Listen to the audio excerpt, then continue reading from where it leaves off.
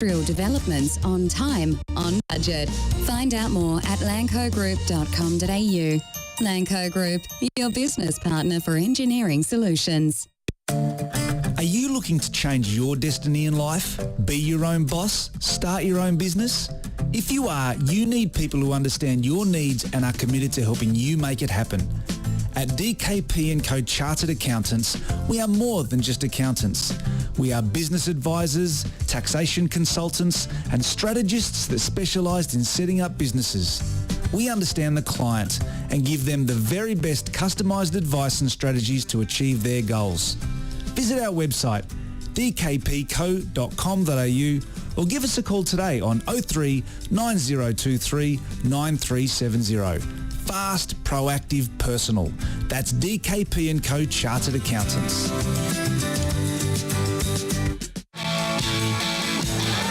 Long throw, goalkeeper's come, hasn't got there. Harry Kewell, and then poked home by Tim Cahill. Australia have done it! 6 minutes to go, and it's a landmark moment for Australian football.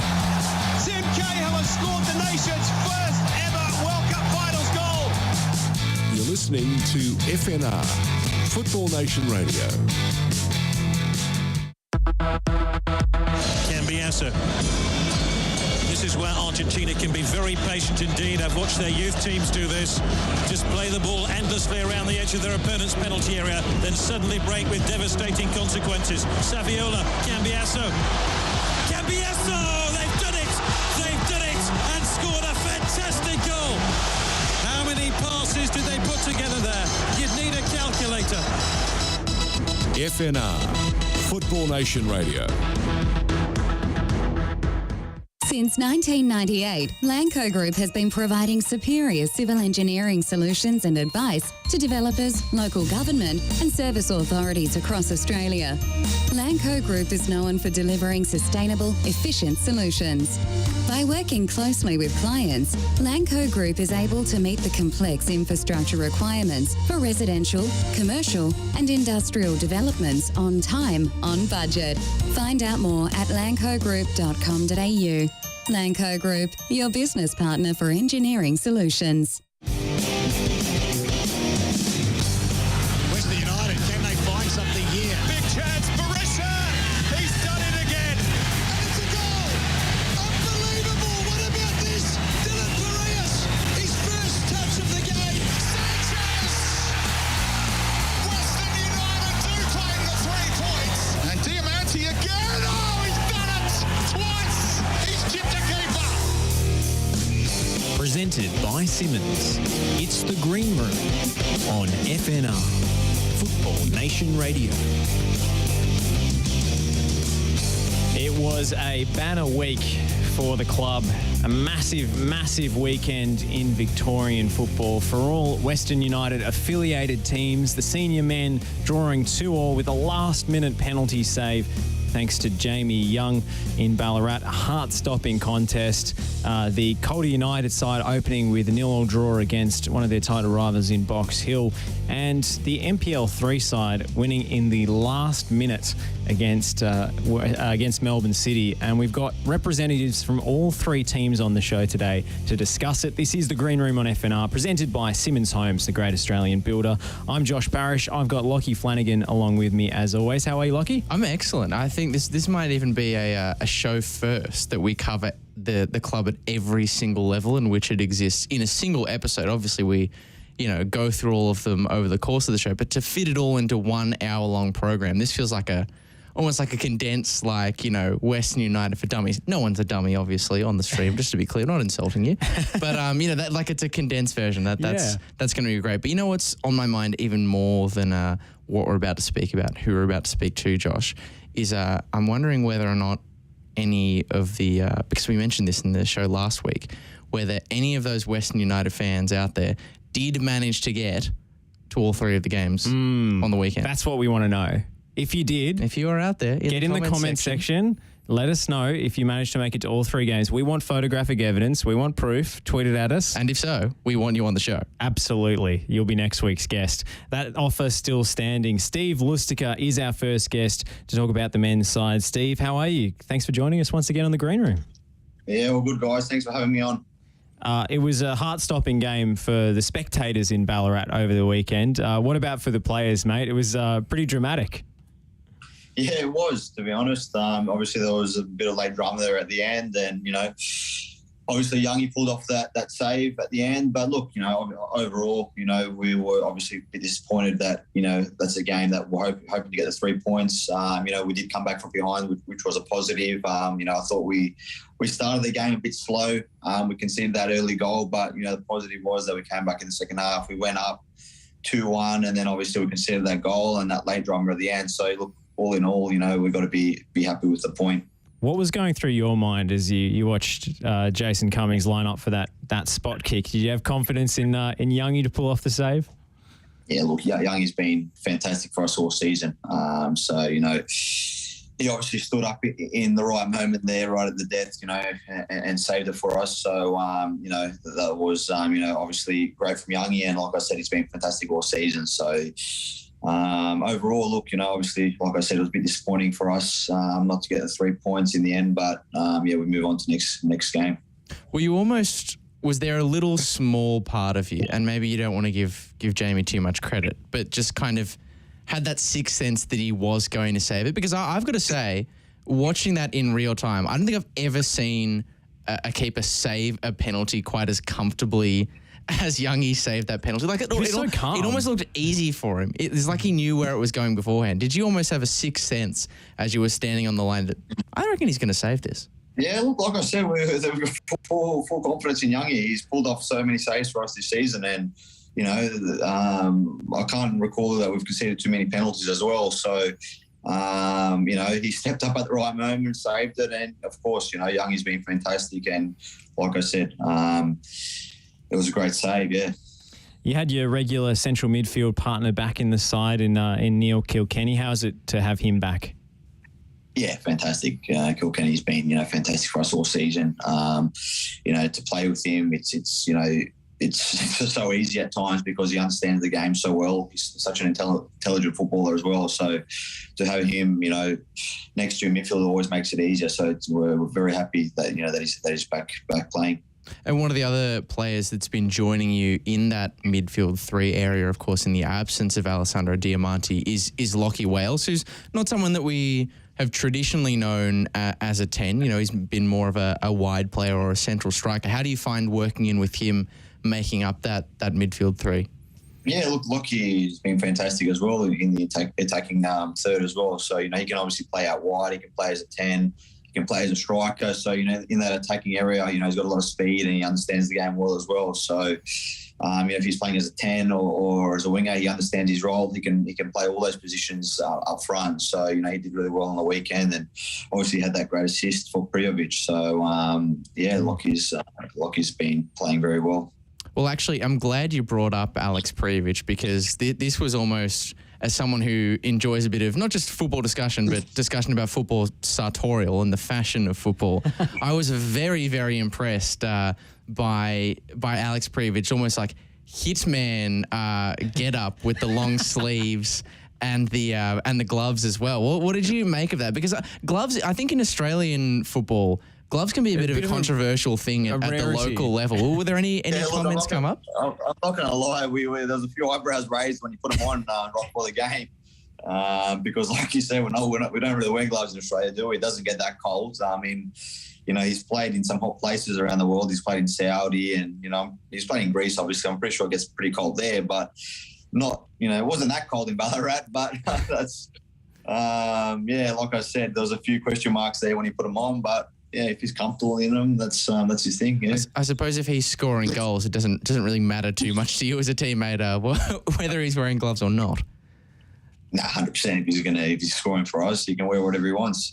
So no problem there. He's hardly taking the throw-ins, so it doesn't really matter. No, but true. football takes you many places, hot and cold. So. Well, I just do remember thinking, as impressed as I was, exactly as Steve said, it is cold in Ballarat, but it's Is it that cold? Is it glove cold? I'm not sure. Is it ever glove cold in Victoria? I'm not sure. He's been in Greece and Saudi Arabia, so he's probably not used to the Ballarat chill. Yeah, no, comparatively maybe that's speaking. a good nickname you've come up with, Lockie, the hitman, because he's clinical in front of goal. Unless Steve he has another nickname that's better within the club that we don't know about. Well, I've heard the Hitman, to be honest. That's a good one. We might throw that one around the change room tomorrow training and see what the boys think. Perfect. I'd rather you guys break it in for me. Does suit him, that one. Oh, I don't mind that one, to be honest. Love it. So who is the one who comes up with the nicknames at training? Is there someone usually coining them? Look, there's a few jokers in the room. Lockie Wales comes to mind. He doesn't mind a few jokes here and there. So if I had to say someone, it'd be Lockie Wales. He's usually front and centre with all the different banter going around. Do you have one that's stuck in the Western United changing room? In terms of like a nickname? Nickname? Wenzies. You know who Wenzies is? Wenzies. Wenzel Halls? Yeah, that one comes to mind. Yeah. Because we've got two Dylans in the team. So we've got Dylan Parias and Dylan Wenzel Hall. So everyone's saying Dylan, and then we didn't know which one. So we call Wenzel Halls Wenzies. That makes sense. I was wondering, knowing Dylan Wenzel Hall's notoriety amongst the playing group for being a good talker and being able to get under people's skin, especially his opposition teammates. I thought he maybe might have had a nickname to be less charitable, but maybe not one appropriate for the airwaves. Wenzies is probably a good one to leave. I remember.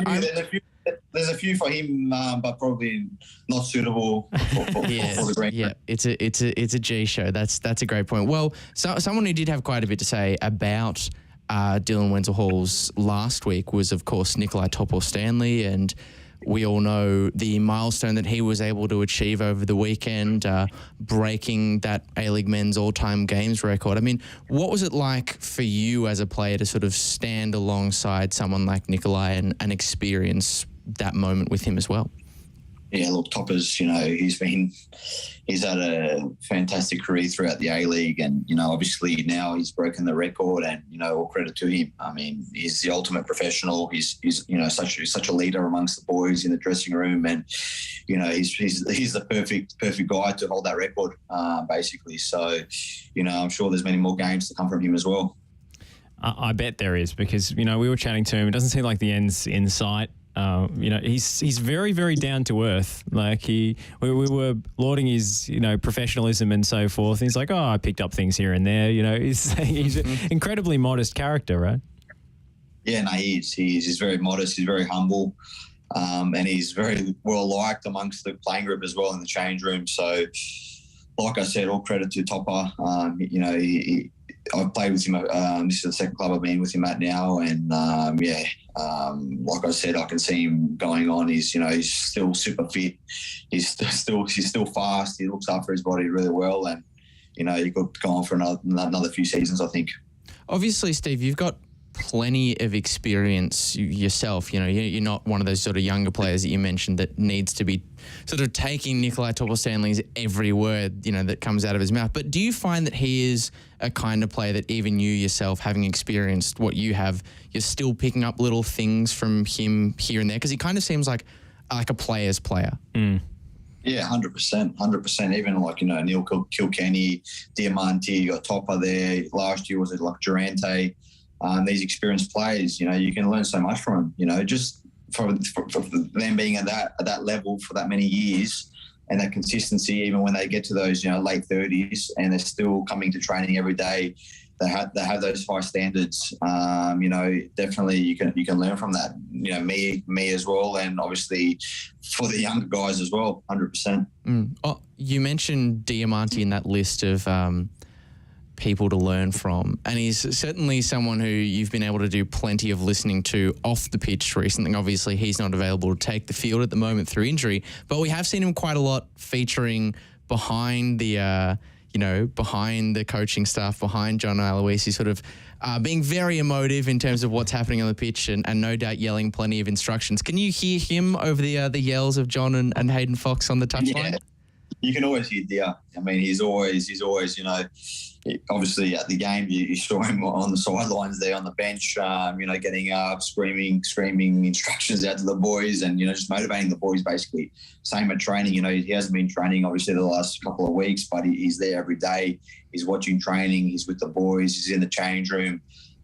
So with Diamante as well, he's just football mad. He's that passionate about the club, about football in general, and he just wants to help. So he's another one that's been a big factor for us. What about some of the young boys who are starting to come into the picture? I mean, we've heard big raps for Adisu Bayu in recent weeks. Yeah, look, so obviously we've got a lot of good youngsters coming through. You can look through the NPL team as well. They beat Melbourne City on the weekend, and there's a lot of quality young players coming through there as well. So, the future is definitely bright for Western United in terms of young players. It's just about for them waiting for their chance and making sure, they come in every day prepared to work hard to improve. And when that chance does come, that they're ready to grab it. Because it's not easy as well. I was in that position as well. A long time ago now, but I was a young player as well, trying to break in and get minutes, and it wasn't easy back then, and it's no different now as well. So they've got to bide their time, they've got to keep working hard, and their time will come, and they've got to be ready when it does come. And in terms of those NPL guys, I don't know if you've had a chance to watch much of the team so far or see many of those guys in training, but is there anyone who's stood out to you in recent weeks as they've started their campaign? Like I said, there's a lot of players there. One that I've seen he trains with us regularly is Rhys Posinofsky. He's one definitely to look out for. I think he's got a lot of potential, and he's one that's definitely caught my eye. Absolutely. What is it about Rhys? What does he bring to the table if people haven't seen him play? Yeah, he's an all-round type of midfielder. He can play, as a holder, as an attacking midfielder. As a 10, as an 8, he's very comfortable on the ball. He's pretty small for he's not a big player, but he uses his body well. He's very intelligent with how he uses the ball. And he's only just turned 18 as well. So definitely, a good future ahead for him if he continues to, work hard and improve. Do you see yourself in him at all? It seems like you got a few similar qualities from your description. What was that? Sorry, I missed that. Do you see yourself in Rhys at all? Younger version? Yeah, I perform to him. Play a similar position to me. He's caught my eye. Since I remember watching him when he was training with the NPL team last season. He wasn't even training with us, and I used to watch their trainings in the morning, and he always stood out to me. And now he's been training with us full time, and definitely one that has caught my eye. On the topic of promising youngsters, Steve, we know that that's something you're really passionate about, both internally and externally to the club. And I'm going to do something here that a lot of people say you shouldn't always do, which is bring off-air conversations into the public forum. But I'm going to do it. I'm doing it for good reason, and it's because I've had the pleasure of citing you, albeit from a distance, at a few NPL Victoria games this season where you've been, paying attention to some younger players that you've been working with. How do you find the balance of working with those players amongst a weekend? Yeah, look, obviously now it's a little bit difficult with the season and our training schedule at the moment, but there's a number of players there that I've worked with that I keep an eye on in the NPL set up there. So I do like to, when I do get a chance, I like to get out to games and keep an eye on some of these boys. Like I said, it's also now if you can't get out to the games, you can watch the games online as well, which is a big help. So I enjoy when I do have spare time, I do enjoy getting out to some of the games and seeing the talent out there, because there is a lot of untapped talent, untapped talent out in the NPL that, unfortunately they don't get an opportunity. So, hopefully in the years to come, we see these boys step up into the A-League. Absolutely.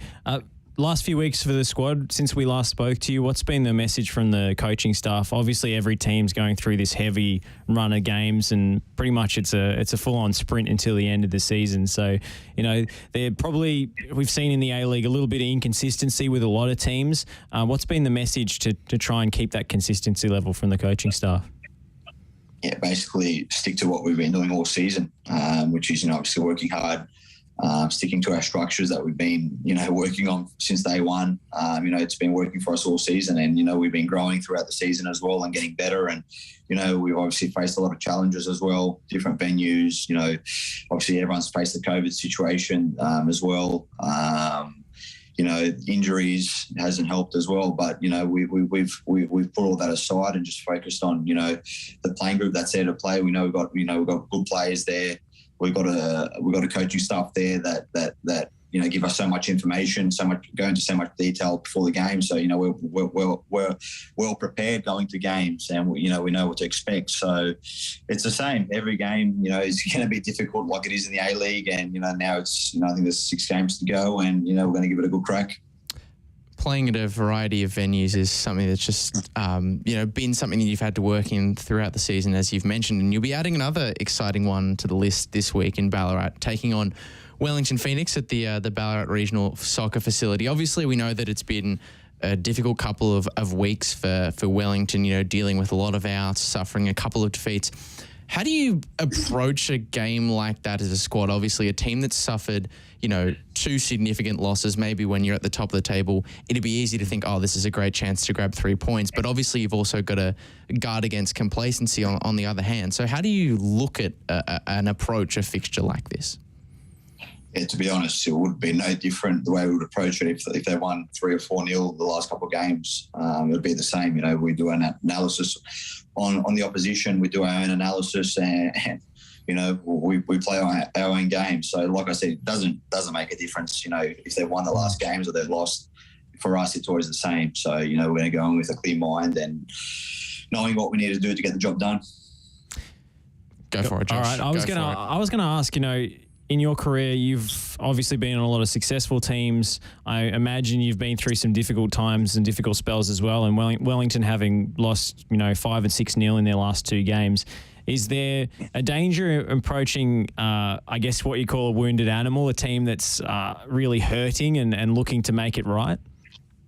Yeah, of course, they're going to want to bounce back as well. So, they've had 2 big defeats now, and 100% they're going to be up for it. They're going to want to bounce back with a positive result. So they're going to be ready. We're going to be ready. I mean, like I said, nothing changes for us. We're going to approach the game like any other game as well. So, we've got a few more sessions until the game on Saturday. And, we're obviously looking forward to getting out to Ballarat again. Absolutely. Well, Steve, thank you so much for joining us and giving us a bit of an insight into the first team group at the moment. Back in Ballarat, this time at Moorshead Park against Wellington Phoenix. It's a 2:05 p.m. kickoff on Saturday afternoon. All the best for the game and for the rest of the season, mate. No worries. Thanks, guys. Thanks for having me on.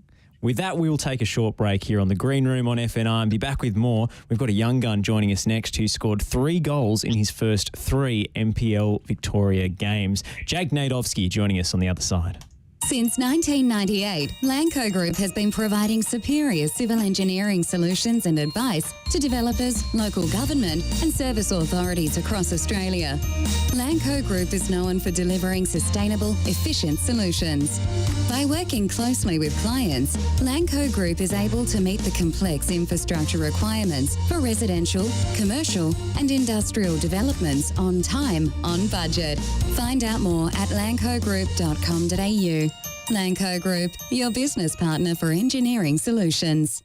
Are you looking to change your destiny in life? Be your own boss? Start your own business? If you are, you need people who understand your needs and are committed to helping you make it happen.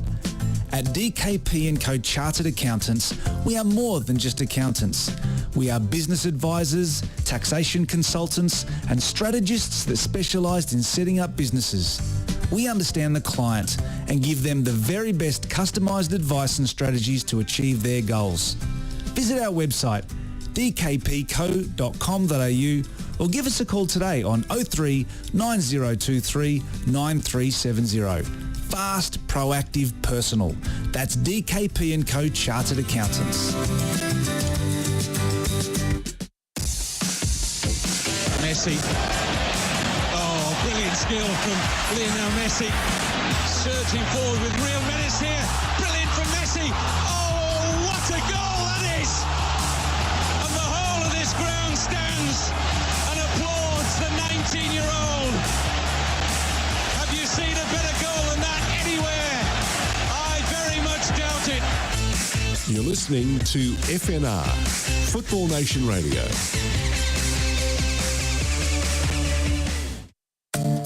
Are you looking to change your destiny in life? Be your own boss? Start your own business? If you are, you need people who understand your needs and are committed to helping you make it happen. At DKP & Co Chartered Accountants, we are more than just accountants. We are business advisors, taxation consultants, and strategists that specialise in setting up businesses. We understand the client and give them the very best customised advice and strategies to achieve their goals. Visit our website dkpco.com.au or give us a call today on 03 9023 9370. Fast, proactive, personal. That's DKP & Co Chartered Accountants.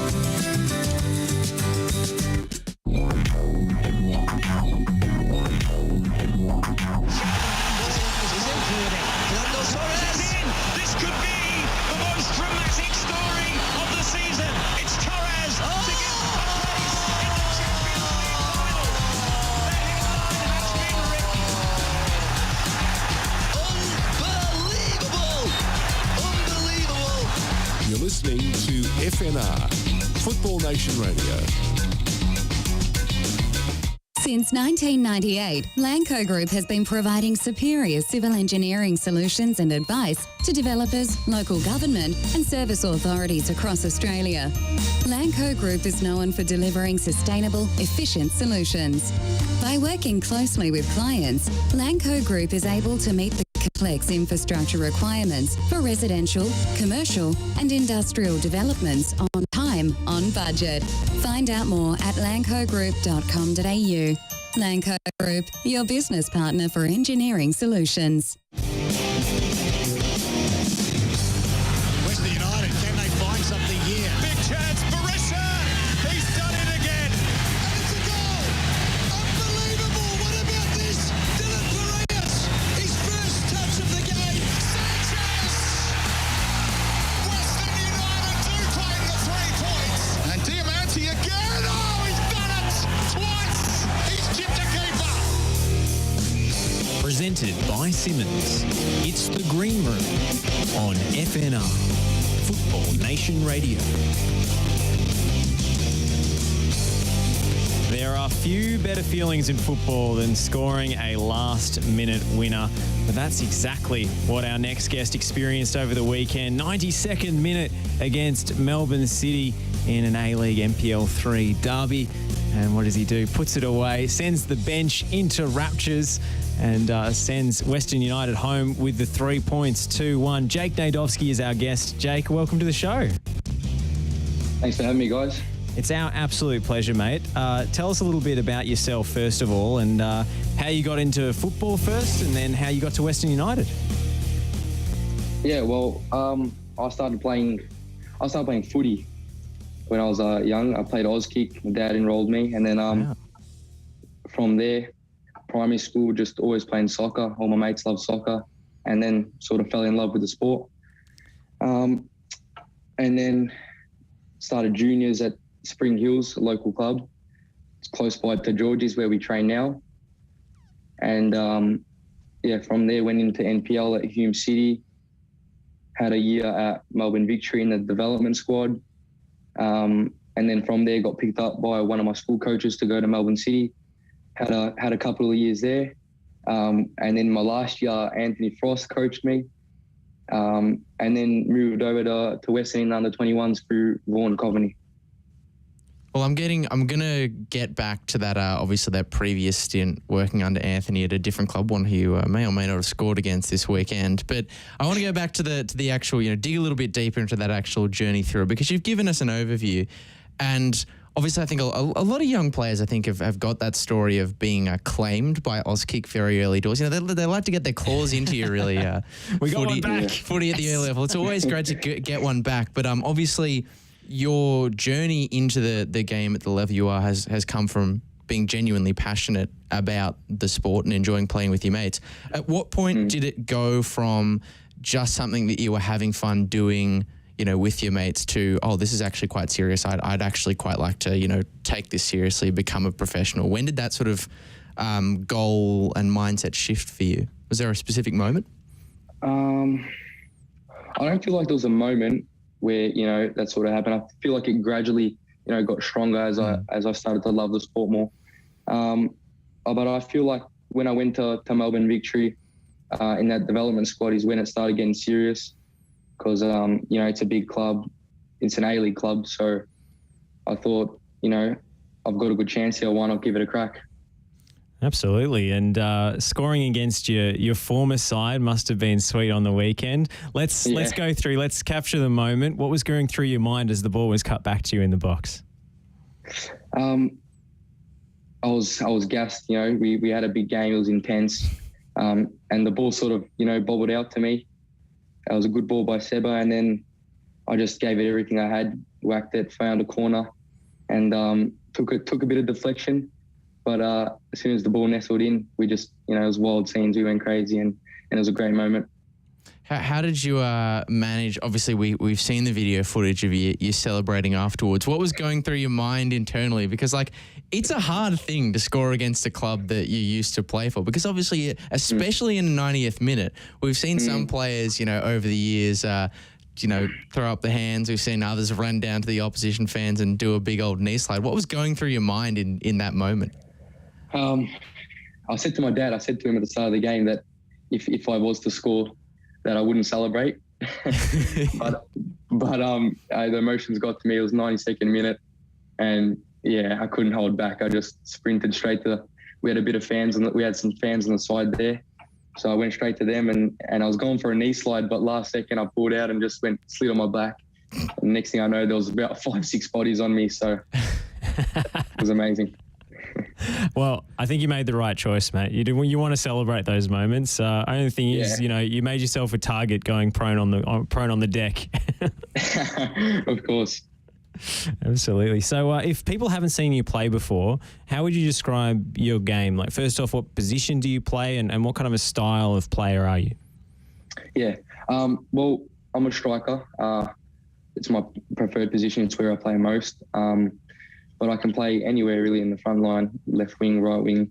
As a 10, I played 10 on the weekend, first half, and then went to striker. So position-wise, anywhere really attacking. But the characteristics I have, I guess, I'm passionate, I'm confident, and I'm a finisher. I love to score goals. So that's why I'm a striker, I guess, and it's what I do best. Well, I mean, you describe yourself as a finisher, and I don't think anything proves that more than 3 goals in your opening 3 games. I mean, especially considering, having to miss a bit of that season last year, obviously. You must be absolutely rapt to hit the ground running in the way that you have. Yeah, it's always good. You aim to start the season strong as a striker because you want to be flowing with confidence. You want to be having a good run of form, and I'm thankful to have these first 3 rounds. So it's good to start the season with confidence and some goals to add to it. Absolutely. And what kind of feedback have you been getting from Anthony Frost? You got a prior relationship with him from Melbourne City. Frosty's really good, because you can have a chat with him for whatever you want, and he's really good on the tactical side of the game. So he's been working with me all pre-season with that sort of stuff, and the jump from 21s into the seniors. He's been helping me with, bigger bodies and stuff like that. So it's good to have him as a mentor again, and he's given all the boys belief and confidence into the season because we want to be aiming for promotion like last year. What do you think is the biggest lesson you've learned from Anthony? Because obviously he's had a big impact on you, coming across from one club to another with him. Is it just that sort of physical side helping you to, build up the body a little bit more, or what is it? Confidence. He's told me that as a striker, you need confidence, because if as a striker, if you don't have confidence, then you don't believe in yourself, you're not going to score goals and stuff like that. So that's one thing I've taken from pre-season. I've taken it straight into round 1, to have the confidence, to have the belief in myself that, I can put the ball in the net. And so far it's worked out all right. Absolutely. We saw your teammate Sabit James score on the weekend as well. Fantastic goal. What kind of a relationship have you developed with him on and off the pitch? We have good banter off the pitch. This is my first year I've played with him. But when it comes to getting serious and the game day, it gets serious. So it's good. And we've developed some good chemistry, like I said, through pre-season, and it's taken us straight into round one. And he's really the dream that a striker wants. He wants a winger that's quick. He's a good dribbler, and he knows when to get the ball in the box. And from then it's easy for me. I just got to put it away. It's interesting that point you make about the sort of flicking of the switch between like being serious and having a joke and a laugh. Like you kind of need both to make a good team, and I think that the senior side would say the same thing. But like, how do you find that balance? Like, how do you manage to transition between those two modes as easily as you do? Is it just like you walk into the change room, Lose Yourself by Eminem is playing, I presume, and that's I don't know if the kids listen to that anymore. No, I'm sorry, I don't know music these days. 22, I've lost touch. Lost touch with the youth. No, we get around Eminem. That's a relief to know. But how do you transition from that serious mode or from the like fun into serious? I feel like as a professional footballer now, as we all trying to aspire to be, when to flick the switch. You know when it's banter time, and when it's time to get serious. And game day is definitely one of those times to get serious. And I feel like it just comes naturally now for everyone. Everyone knows when it's time. The other thing about your move, obviously, across to Western United, clearly, as we've mentioned, Anthony's had a big impact. But another thing that interests me about it is something you mentioned before, that, your junior club when you were playing at Spring Hills is obviously right around the corner from Georgie's. Is that, I guess what I'm driving at is that chance to play and represent a club, not just at junior level, but at senior level, who, represents the area that you're from, have you grown up at? Is that something that not just inspired your move, but also motivates you to take things as seriously as you do and play as well as you have? Yeah, 100%. It's the area I've grown up in. All my mates live close by and stuff like that. So, it's the west of Melbourne. It's where I'm from, and I just want to score goals and play well for the team. Well, we're delighted you've seen the light and come back home, mate. What about other football? Do you follow anyone in the Premier League? A little birdie tells me you might be a Liverpool fan. Whoever's told you that's right, Liverpool fan, yeah. Well, Jake, it's been lovely to have you on, but that's probably where we're going to have to leave it for the evening. Sorry. No. Were you up watching the Champions League this morning? No, I was my sleeping this morning, so I had to sleep in. But I'll be up Monday for Manchester City and Liverpool. Fair enough. From the sounds of things, Jake, you've definitely earned a sleep in or two. I want to ask you a question that Josh always loves to ask young players in this program, but I'm going to steal it from him because it is a good one. Obviously, you're a Liverpool fan. You watch a lot of their games. Is there a particular player, and it doesn't have to be from Liverpool, it can be another club in another league that you watch, that you really take a lot of inspiration from yourself as an individual and like to model yourself off? Yeah. I feel like I take bits from every sort of, different strikers and players around the world, and then try to put it in my own game. But if I was to pick one player that I've taken a lot of inspiration from, it'd probably be Luis Suarez, especially in his prime at Liverpool. He had a lot of good characteristics that a striker needs, and I've taken a lot of those and put them into my game. And you could always bite a few chunks out of the opposition players if they're giving you a hard time. Of course. No, we don't condone that sort of thing, of course. No, I mean, Luis Suarez, he was the ultimate forward, of course, in those peak Liverpool years and at Barcelona as well. But he also had a habit of needling opposition defenders when the ball was up the other end of the pitch. Is that something you get into at all, or do you chat to the opposition centre-backs during games? I have a little nibble, but not talking. Just talking, not biting. That's very, very good answer. Good answer. Very good answer. So obviously you've started the season about as well as any young striker could hope to, and the team as well has been off to a flying start. What's your ambition and your aim for the remainder of the season? Is it just to keep the good times rolling, pretty much? No, we'll definitely be going for promotion and to even win the league. As soon as Anthony Frost, came in as a senior coach, he was installing that into us, letting us know that we're not going to settle for anything else apart from promotion and coming first. So I feel like straight away from the team, round one, I feel like that's why we got to such a good start, because we all know what we're trying to do and what we're trying to accomplish by the end of the year. And for you, as an individual, Jake, obviously the team is the focus, and any player will say that, regardless of whether it's true or not. But you've presumably got a number, a figure for goals and assists that maybe you set in a season, and you're already on track to maybe breaking that. Do you have to revise your goals at this point, or how do you look at things from an individual level in terms of what you want to achieve?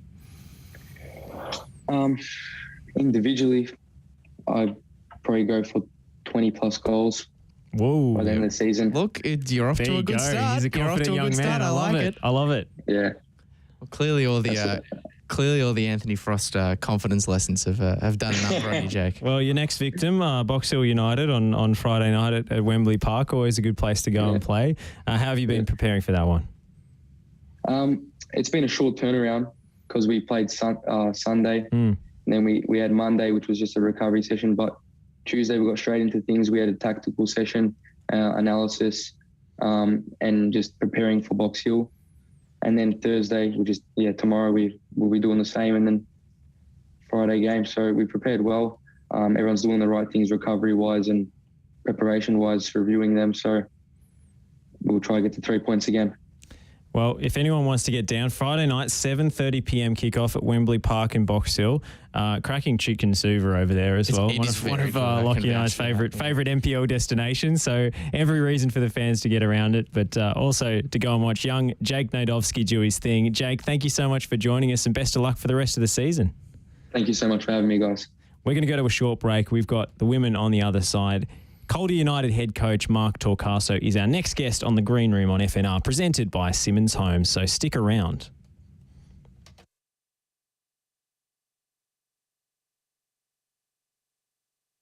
Since 1998, Lanco Group has been providing superior civil engineering solutions and advice to developers, local government and service authorities across Australia. Lanco Group is known for delivering sustainable, efficient solutions. By working closely with clients, Lanco Group is able to meet the complex infrastructure requirements for residential, commercial and industrial developments on time, on budget. Find out more at lancogroup.com.au. Lanco Group, your business partner for engineering solutions. Are you looking to change your destiny in life? Be your own boss? Start your own business? If you are, you need people who understand your needs and are committed to helping you make it happen. At DKP & Co Chartered Accountants, we are more than just accountants. We are business advisors, taxation consultants, and strategists that specialise in setting up businesses. We understand the client and give them the very best customised advice and strategies to achieve their goals. Visit our website, dkpco.com.au, or give us a call today on 03 9023 9370. Fast, proactive, personal. That's DKP & Co Chartered Accountants.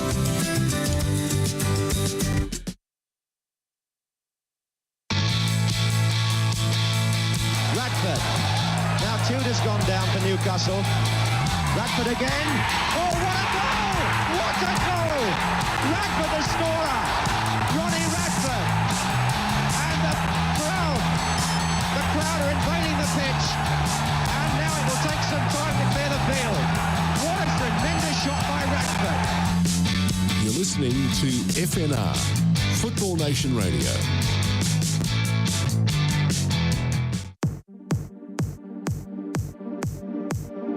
They try to open up the Dutch via another route. Iniesta's in the middle all alone. If Fernando Torres can find him, it's stabbed away uncomfortably to Fabregas. Surely now, Spain have won the World Cup for the first time in history. Andres Iniesta has broken Dutch hearts. You're listening to FNR, Football Nation Radio.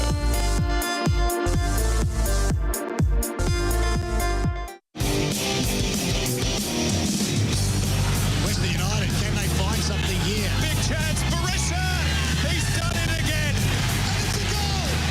Unbelievable! What about this? Dylan Barissa! His first touch of the game! Sanchez! Western United do take the 3 points! And Diamante again! Oh, he's done it! Twice! Presented by Simonds. It's The Green Room on FNR, Football Nation Radio. Covering all bases today, touching on all aspects of the club, all three teams covered. That was our promise at the start of the episode, and we are fulfilling it with our next guest. We've talked about the senior men, we've talked about the NPL3 juniors, and now it's time to talk about Western United's women's affiliated team, which is Calder United, of course, in NPLW. And we've got Mark Torcaso, the head coach, on to discuss their start to the season and their campaign to come. Mark, welcome to the show. Guys, how are we? We're doing great, mates. How are you? Joining us from your car, which is commitment. Absolutely appreciate your time. You don't want to know why I'm in the car. It was the father-in-law's dinner, so I had to go to that and I had to escape that. So it's not a bad thing, to be honest. Well, enjoy your brief recess from. I was about to say I respect your commitment to the cause and coming on the show, and then you're like, well, I kind of want to get out of the dinner. So there we go. That's all good. I appreciate it. The wife was not happy, but who cares? Mark, well, that's okay. That's okay. You're here with us now, and that's the most important thing. In fact, even more important than that is the fact that you got to kick off the NPLW season over the weekend. It might not have been the exact result you wanted, of course, a 0-0 draw against Box Hill, but there were definitely chances to win that game and take the 3 points. Maybe it was just one of those games where on another day the result might have been different. But how did you see it? Listen, I thought we did quite well, to be honest, and we've always, for some reason, ever since Calder's sort of been around since 2016, we've always struggled to play at Box Hill's ground. It's quite an awkward, small, tight little ground, and we have suffered a couple of losses, to be quite honest, at that venue previously. So it's not a place that we've always liked to go and play. But saying that, I thought we controlled the game pretty well, and we probably should have won it in the end. We actually didn't make any subs because of the type of game that it was. But listen, I was happy with the point in the end just because of the history of the place and the loss that we've had previously. Yeah, and Box Hill have recruited pretty aggressively this season as well. So decent opposition you were coming up against. You felt you had the better of the 90 minutes? Yeah, I think we controlled it. That was the most important thing for me, is that we controlled pretty much the whole game. I don't think Alyssa, our goalkeeper, had to make probably maybe one save for the whole game. And I think we put enough pressure on them probably to win the game in the end. But as I said, we came away from there happy because we know that they have recruited well and they will be a pretty dangerous side, I think, this year. So I'll take a point on a Friday night at Box Hill pretty much any day, to be honest. And was that similar to the message you were giving to the team at full time, just a different day, a different venue, maybe even that result would be a different thing, and it's a long season? What was the message? Yeah, pretty much. I'm a sore loser, so I take a draw at the loss. So I try and keep myself composed in those scenarios because I don't want them to see that I'm annoyed. But no, it was pretty much that. It was, we sort of also took into the fact that it was our first proper game of the year. So we got a lot to build on, and obviously we've got a full season, and that's what we focused on. We said we've still got 20 games left with finals, hopefully. So it was one game for us, and it was a good start. We were happy with it. And one of the big impacts and one of the big differences this season, of course, is that involvement with Western United, the enhanced sort of benefits to the training and being linked in with that group. How do you feel that's going to impact and benefit you over the course of this NPLW season? I think it would have a lot of positive effects on the situation because the girls will train, obviously, one extra session with Western United in the academy. Obviously, I think it's about 90% of our Calder senior side are in the Western United academy. So having that extra training session, I think, only advances them and prepares them better for this level. The disadvantages are obviously as well, like, for example, the weekend that we head over to Tassie with the Western United academy group. That same week, we've actually got Bulleen in the NPL the night before, and we've got actually Essendon Royals in the Cup 5 days before. So we're potentially playing, some girls might be playing 3 games in a matter of 7 days. So they're the disadvantages, but I try and just look at all the positives of the scenario and just think that this is a fantastic thing for women's football and obviously for our preparation in regards to an A-League women's side. Absolutely. And are those the kind of discussions that have been going on with the club about the plans for the future? Yeah, I mean, between both clubs, we're very obviously ambitious. Obviously, having a CEO like Chris, mate, he's a very ambitious person. So we're very ambitious as well. We're on that journey. So for us, it's just a matter of connecting those dots in the short term in regards to preparation of players, being ready basically when they say you're in and you're ready to go. That's my goal with Calder, is making sure that we've got those dots connected. So when we're called upon and we're ready to go, that we are, and I think that we will be. Well, with respect to connecting those short-term dots, Mark, how do you look ahead at this NPLW season? Obviously, Calder in years gone by, in completed seasons gone by, have been a real standout team. But obviously, we saw Bulleen and South, play out their game over the weekend. Bulleen getting a win there. South looking like a pretty strong side in pre-season. How do you find Calder fitting into all that in the year to come? Yeah, I think for us, we set the foundations very early in the club's. When we started, obviously in 2016. So for us, it was about building the club from the start and having a really good name and having that success on the park, and we established that. I think we're probably one of the most successful clubs in Victoria, probably in its history, in regards to the amount of trophies we won in such a short time. So our tune sort of shifted this year. And it shifted towards the progression and development of our own players, obviously to then feed into the Western United program. So we've sort of changed our I guess, philosophy in regards to where we want to be as a club and as Calder. And, we were able to elevate, I think, 7 or 8 players from our under-19s into our senior side this year. And our goal is to give them, as much exposure as possible while we've still got some strong senior players. So, for us, it's all about that, I guess, that progression and that, that getting ready, I guess, for the next stage. And that's how I look at it. I'm not looking at it as if, obviously, like I said, I'm a sore loser. We want to win every single game. But for us, it's about preparing players for the next level. And if that comes at at some games at a loss, then it does. But for us, it's more about the preparation of the players and putting them in scenarios that they've never been before. To prepare them for that next level. I mean, that's the dream, right? To have that pipeline of players from the West coming through and being prepared to elevate themselves to professional level. How have those players that you've promoted this season taken to the senior group?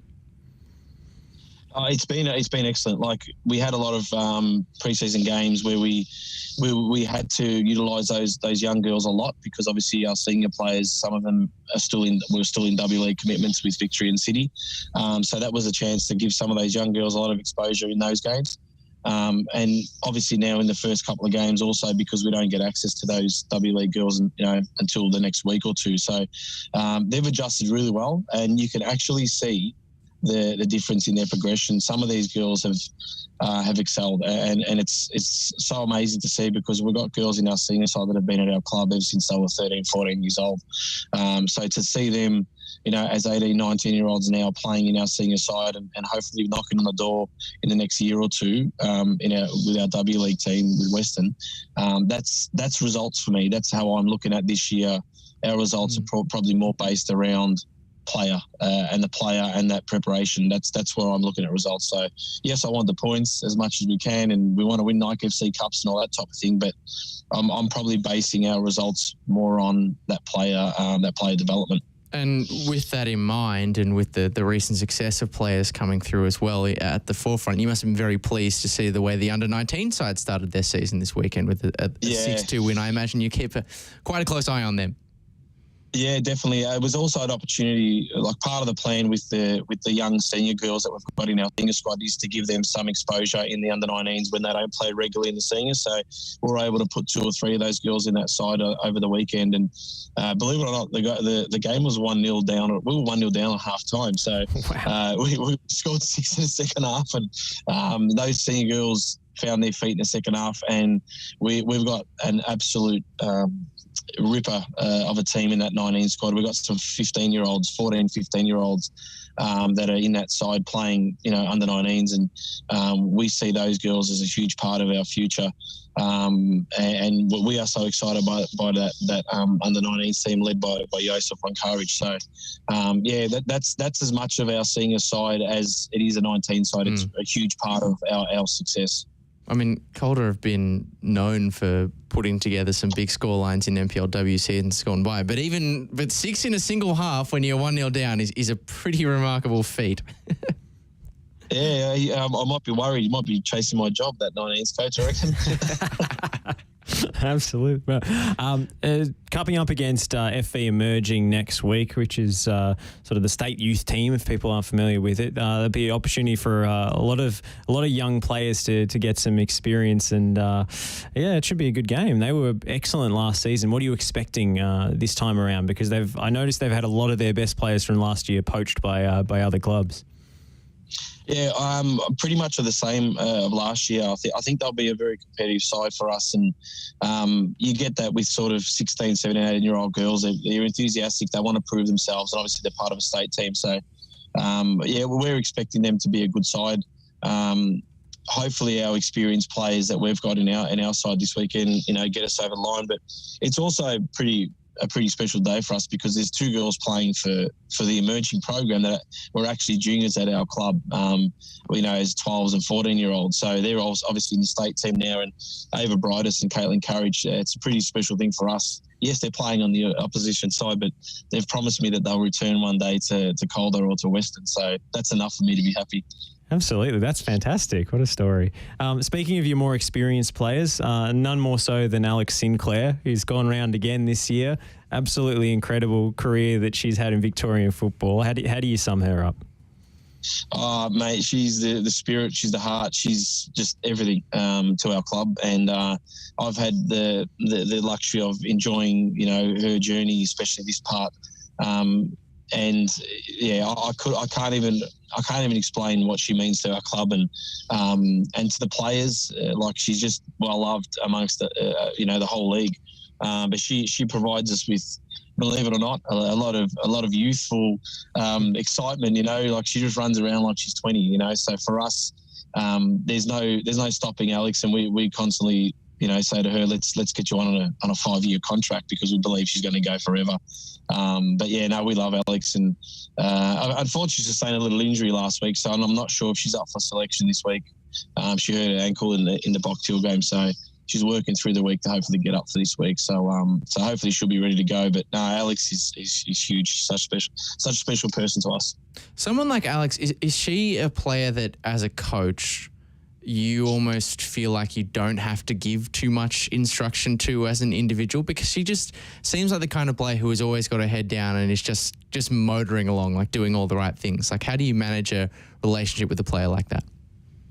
I think with Alex, I've got a pretty special relationship with her because we're not far in age, and I won't say that what my age is or what her age is, but we have our silly jokes in the change room sometimes before the game where every other player has no clue what we're even talking about because it's something from the 90s or something like that. It's just a song comes on and we're like, do you remember that song? And me and her look at each other and go, yeah, I remember that song, but everyone else has got no clue what we're on about. So we've got a pretty special relationship, me and Alex, but on that, I don't need to give too much to her, because she's been there and done that, and she knows my expectations as a coach, and I know her expectations as a captain. So don't get me wrong, sometimes I need to still give her some certain things to do, but more often than not, Alex, just like you said, motors ahead and does her job and carries everyone on her shoulders, with us, including the coaches. She's just a fantastic person.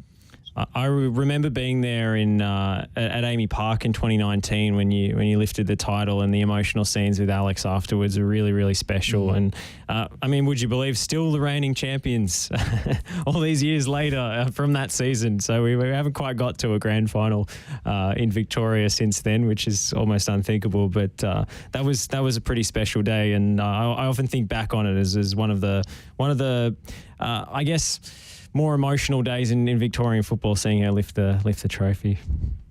Yeah, that day there was I put that down as probably my most memorable moment as a coach.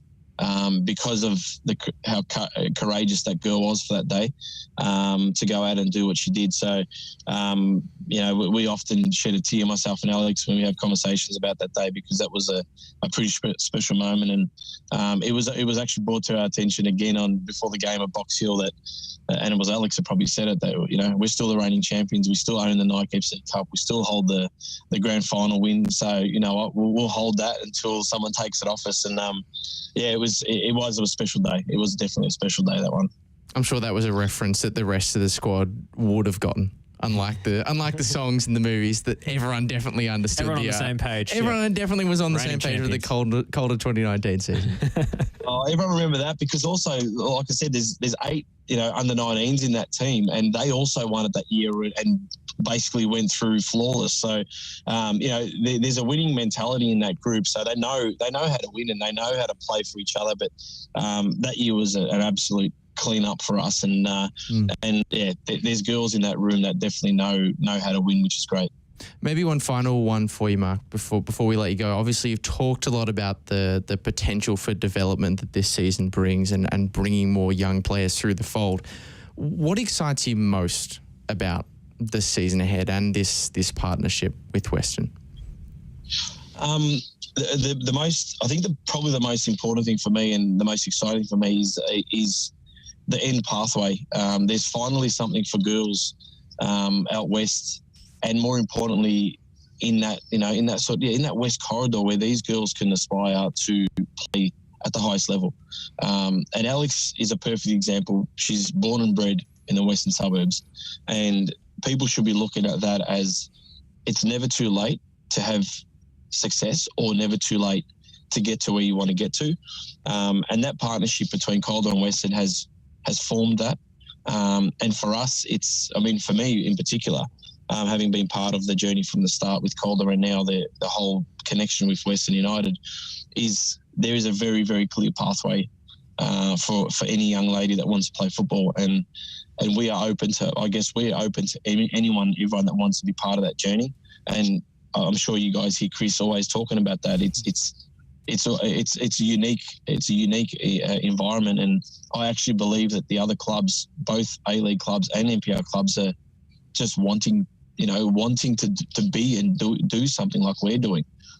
So for me, it's just about the pathway. It is about a clear pathway for girls to get to the A-League and to be a Matilda or to play for their country or to do whatever. So that's for me is the most important part of that relationship. And obviously it's a huge thanks to Western and obviously the Calder committee, and for them to forge that link, because it's just provided opportunities for young ladies, which is most important. Well, Mark, we could talk to you all night, but we've got to wrap the show and you've got to get back to your in-laws. So thank you so much for your insights tonight. It's been absolutely brilliant, and you just left us dreaming of an A-League women's debut for Alex Sinclair in a Western United jersey. Cannot wait for that day. No problems, guys. Thanks a lot for having me here. It's our pleasure, mate. Good luck on the weekend. The game is against FV Emerging at Keilor Park, Saturday 3 p.m. kickoff, and that one's live streamed on NPL.TV as well if you can't make it in person. That's all we've got tonight on The Green Room. Thank you, Lockie. We'll be back at the same time next week. Enjoy the weekend's football. All 3 sides in action yet again, and we'll do it all again next week. This has been The Green Room on FNR, presented by Simonds Homes, the great Australian builder. Have a fantastic week, and we'll speak to you again soon. Western United, can they find something here? Big chance, Barissa!